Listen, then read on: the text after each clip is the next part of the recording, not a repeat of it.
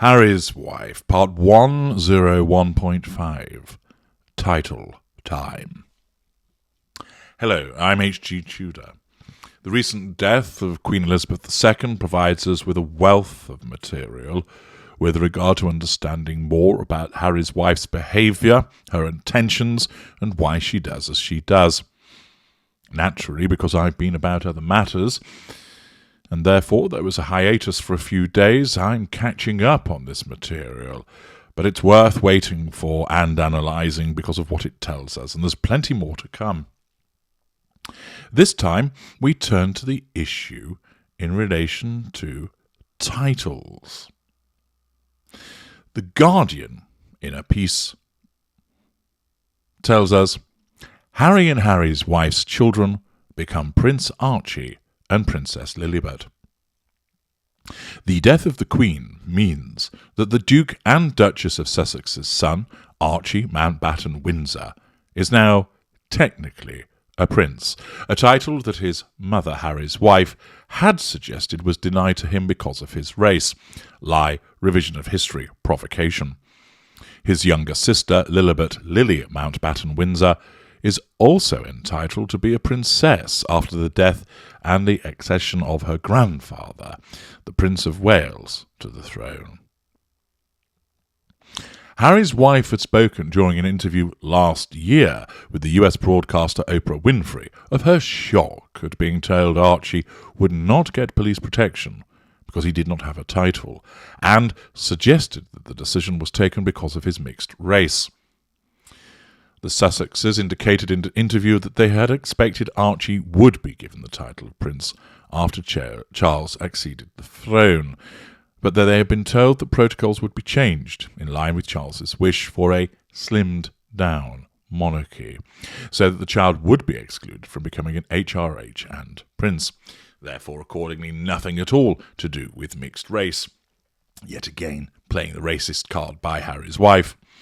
Under protocols established by King George V in 1917, the children and grandchildren of a sovereign have the automatic right to the title HRH and Prince or Princess.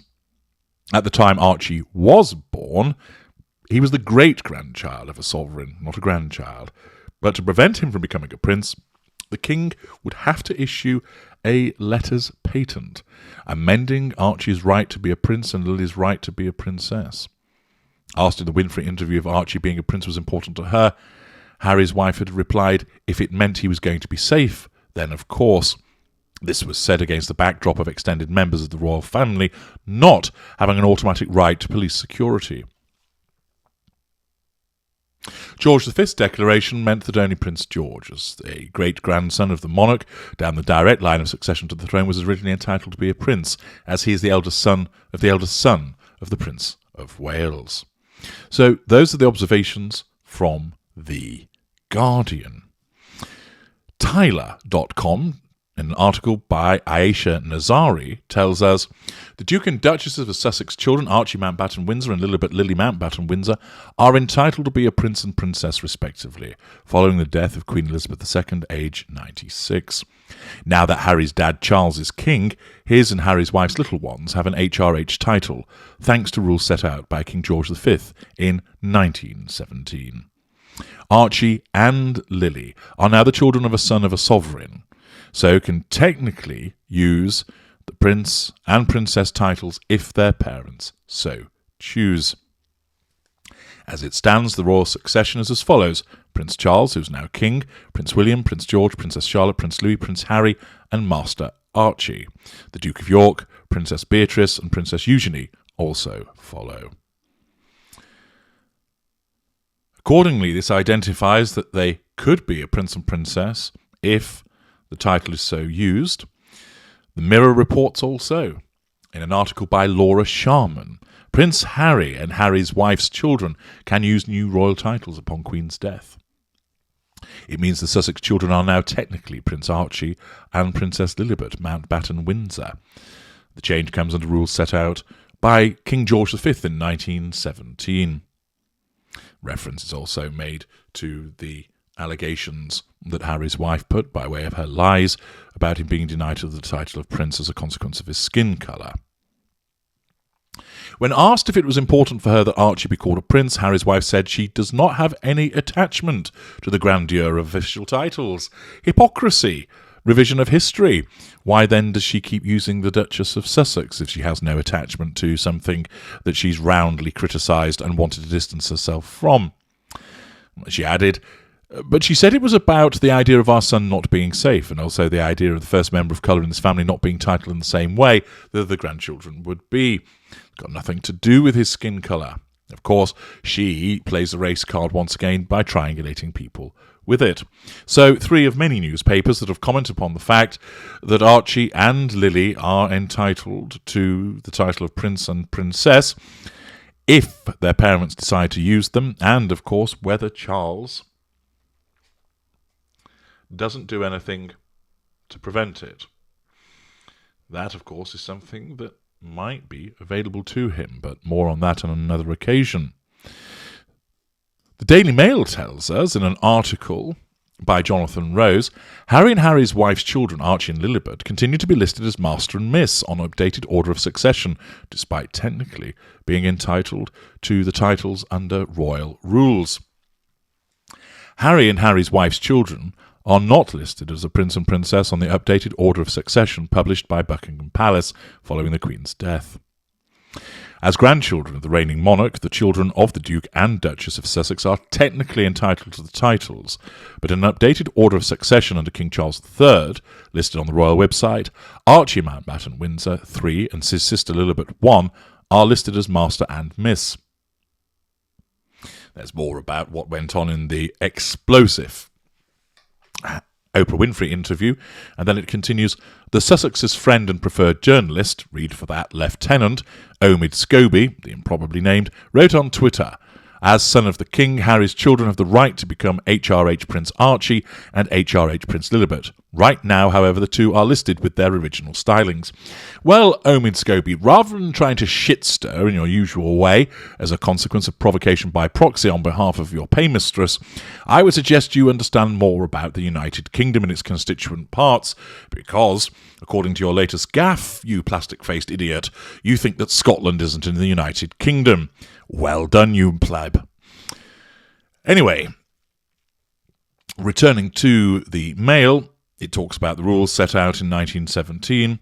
The King's spokesman said that the monarch had announced William and Kate's titles as the Prince and Princess of Wales and expressed his love for Harry and Harry's wife in his address to the nation on Friday.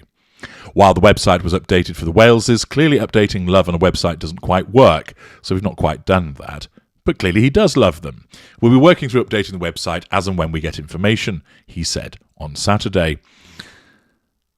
Accordingly, the Waleses get their titles and get the update, but so far, silence with regard to updating the position with regard to Archie and Lilibet. Is that quite simply the case that they've not got around to it?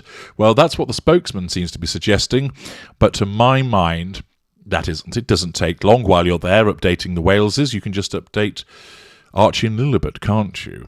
It seems to me that the failure to update is indicative of some steps that might be taken with regard to the issue of titles. What does all of this mean, though, for Harry's wife?